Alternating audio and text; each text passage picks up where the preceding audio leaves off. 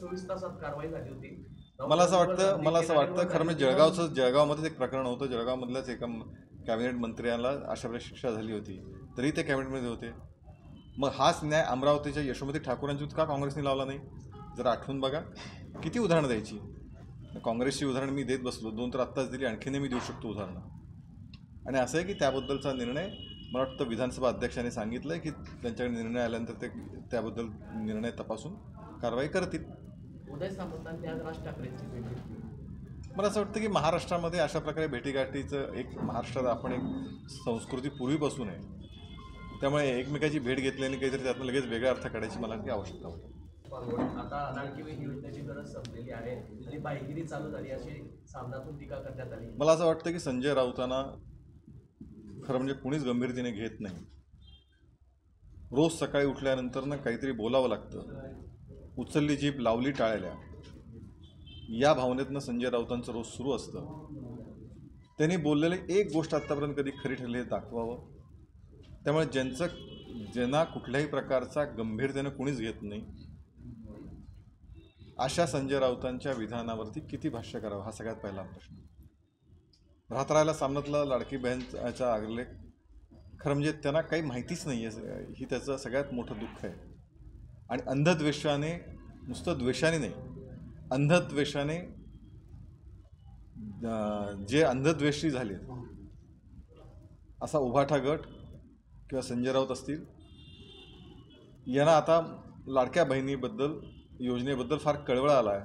पण हीच मंडळी ही निवडणुकीच्या आधी लाडकी बहीण योजनेवर टीका करत होती. त्यांच्याच सहकारी काँग्रेस पक्षाचे लोक कोर्टात गेली होती या योजनेच्या विरोधामध्ये. याचा विसर संजय राऊतांना पडला. अग्रलेख लिहिताना कदाचित त्या अग्रलेखात कुठल्या धुंदीत असतात माहिती नाही. आणि त्याच्यामुळे या योजनेतल्या ना बंद केली जाणार, ना कुठल्याही पात्र महिलेला वगळलं जाणार, हे मुख्यमंत्र्यांनी वारंवार स्पष्ट केलं आहे.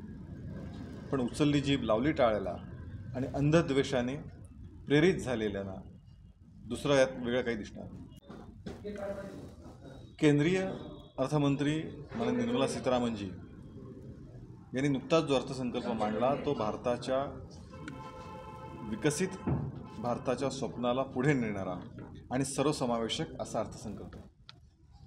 या देशाचे प्रमुख 4 घटक, मग शेतकरी, युवा, महिला आणि गरीब, या 4 घटकांना प्रत्येक घटकासाठी काही ना काही ठोस तरतूद असलेला, नियोजन असलेला आणि त्याचबरोबर एका अर्थाने भारताला सर्वसमावेशकतेने पुढे नेणारा असा हा अर्थसंकल्प आहे.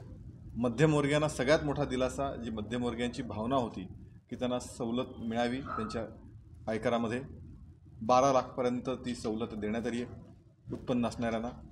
त्यामुळे मध्यमवर्गीयांना मोठा दिलासा दिला. त्याचबरोबर अनेक मी मगाशी जे 4 उल्लेख घटक केले, महिलांसाठी विशेष योजना आहेत, उद्योजकांसाठी विशेष योजना आहेत, शेतकऱ्यांसाठी विशेष योजना आहेत. अशा प्रत्येक घटकाला काही ना काही देणारा हा अर्थसंकल्प आहे. आणि या अर्थसंकल्पाचा सर्वसमावेशक विकासाकडे नेणाऱ्या या अर्थसंकल्पाचं मांडणी स्वागत करण्यासाठी मी इथे आलो.